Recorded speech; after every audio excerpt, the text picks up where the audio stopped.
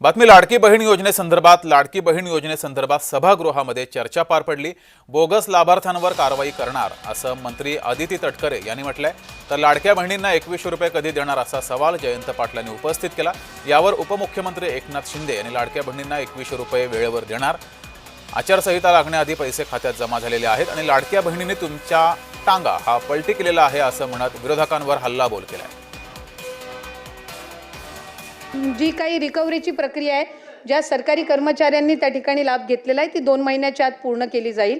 12,000 का 12,500 जे पुरुष लाभार्थी सुद्धा जे दाखवण्यात आलेले आहेत स्क्रुटिनीमध्ये, त्या संदर्भामध्ये सुद्धा क्रॉस व्हेरिफिकेशन करून त्याच्यातले किती जेन्युइन बेनिफिशरीज आहेत, किती फेक बेनिफिशरीज आहेत, या संदर्भातली हे करून त्या संदर्भातली चौकशी करून त्यांच्यावर कडक कारवाई केली जाईल। देसाई शंभूराजे काय म्हणतात की 1 नंबरचा 2 नंबर जाईल तर 2 नंबरचा 1 नंबरही जाऊ शकतो। हे आता 1 नंबर इथं नाहीये म्हणून असं तुम्ही म्हणताय। त्यामुळे 2 नंबरचा माणूस 1 नंबरला जाणार आहे या 5 वर्षात, एवढं तुम्ही जाहीर करा।